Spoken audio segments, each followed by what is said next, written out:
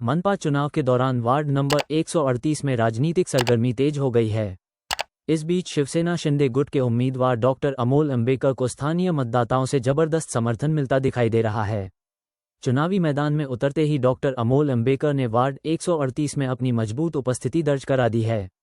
Doctor Amol Ambekar का जन्म शिवाजी नगर में हुआ और यहीं उन्होंने परवरिश पाई। इसी इलाके की गलियों, समस्याओं और ज़रूरतों से वे भली भांति परिचित हैं।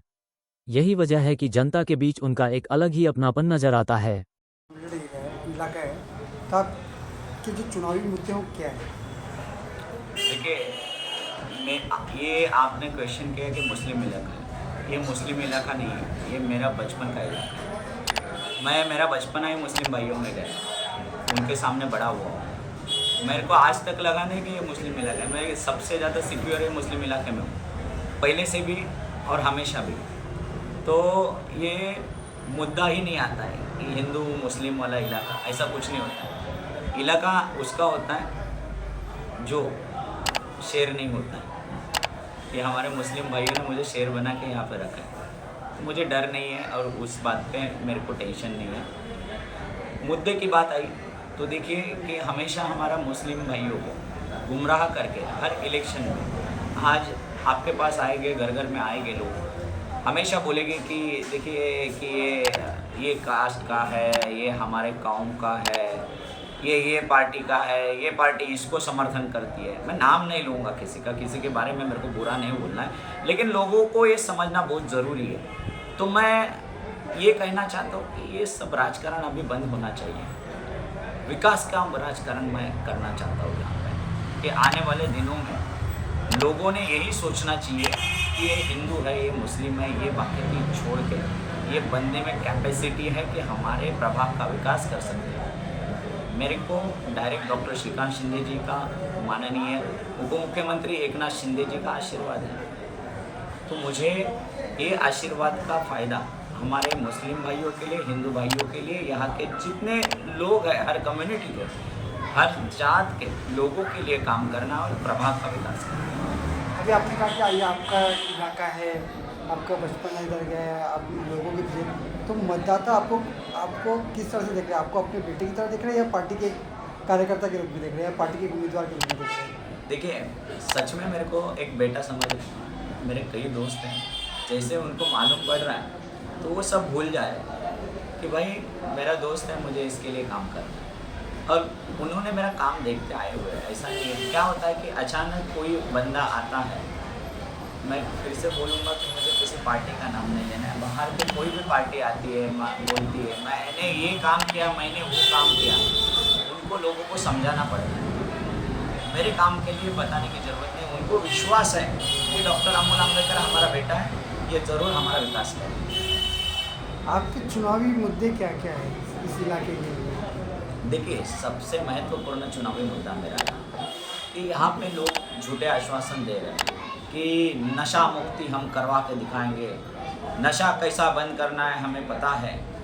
मैं झूठे आश्वासन लोगों को नहीं दूँगा। नशा अगर बंद करनी होती तो मैं उन सभी लोगों को बोलूँगा कि सिगरेट भी बंद करवाइए, तंबाकू भी बंद करवाइए, दारू भी बंद करवाइए। अगर वो कर सकते तो ये बटन जैसी चीज़ें भी अपने आप बंद हो जाएगी। जब ये नहीं हो सकता है ना, तो झूठे आश्वासन, झूठी चीज़ें लोगों के सामने चुनावी मुद्दा बना के मत डालिए। हाँ, आप क्या कर सकते हो वो ज़रूर बताइए। मुझे पता है मैं क्या कर सकता हूँ नशे के लिए। मैं इतना कर सकता हूँ कि नशा तो बंद नहीं कर सकता, कम कर सकता हूँ। कम करने के बाद जो बच्चे इस नशे की लत से सुधरना चाहते हैं, उनके लिए हमारे इस वार्ड में या जहाँ पे भी जगह हो इधर आसपास सरकारी नशा मुक्ति केंद्र में ला सकते हैं। दूसरा मेरा चुनावी मुद्दा यहाँ के लिए सबसे इम्पोर्टेंट चीज़ है कि आज आप देख रहे होंगे डंपिंग के वजह से, एसएमएस के वजह से कई बीमारियाँ यहाँ पे फैल रही हैं। अगर calculative life span बैगनवाड़ी Shivaji Nagar के लोगों का अगर रिसर्च के हिसाब से देखें तो 39-40 ईयर्स का हो रहा है, और बाहर के लोगों का देखें तो वो 65, मुंबई का लेंगे तो 65 to 70 है, अगर आप गांव में रहते हो तो 70 to 75 है। तो ये हमें सोचने में मजबूर कर रहा है। तो ये डंपिंग और एसएमएस मैं इमीडिएटली इसके ऊपर मैं बोल रहा हूँ कि देखिए मैं बोलूँगा नहीं, मैं 100% करूँगा, मैं दिल्ली तक जाके करूँगा, लेकिन करके दिखाऊँगा।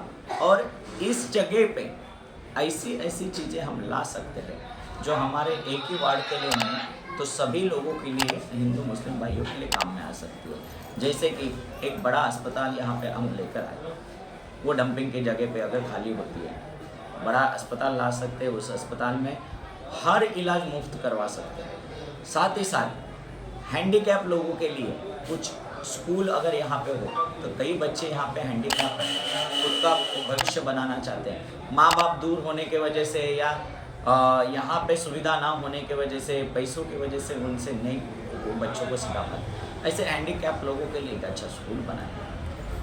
हमारे जो बच्चों के लिए कॉलेज बना सकते हैं। आप डंपिंग का एरिया देखोगे तो बहुत बड़ा डंपिंग का एरिया है, अगर उसको सुधारेंगे तो अपने आप बैगनवाड़ी शिवाजी नगर में विकास भी होगा, हमारे प्रभाग में भी विकास होगा और काफ़ी चीज़ें हम कर सकते हैं। ये तो एक मुद्दा हुआ।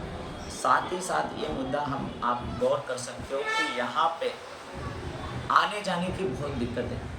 ट्रैफिक के वजह से हमारी माँ बहनें, बुजुर्ग इंसान निकलना मुश्किल है। अगर कोई रात में इमरजेंसी हो जाती है, कोई पेशेंट आता है या इमरजेंसी दोपहर में होती है, शाम के टाइम में होती है, वो पेशेंट को बाहर एम्बुलेंस से निकालना और हॉस्पिटल तक पहुंचाना ये बहुत दिक्कत की काम है। उसके लिए मेरे एक दिमाग में रोड मैप है कि रोड नंबर 3 से अगर ये direct Ghatkopar Manpur link road पे एक रास्ता बना के डायरेक्ट छोड़ दिया जाए तो उस रास्ते के वजह से यहाँ का ट्रैफिक कम होगा और ये ट्रैफिक कम होने की वजह से थोड़ी चीज़ें सहूलियत मिलेगी हमारे माँ बहनों को चलने के लिए, थोड़ा सा जगह स्पेस, क्योंकि ट्रैफिक खुल गया तो अपने आप जगह हो जाएगी। ये मेरे एक दिमाग में है। ऐसे बहुत से काम हैं मेरे दिमाग में जो मैं लोगों के लिए करना चाहता हूँ। मेरा वचननामा भी 1-2 दिन में आपके सामने आएगा और मेरा वचननामा आश्वासनों से भरा हुआ नहीं है, तो प्रैक्टिकल है जो मैं कर सकता हूँ।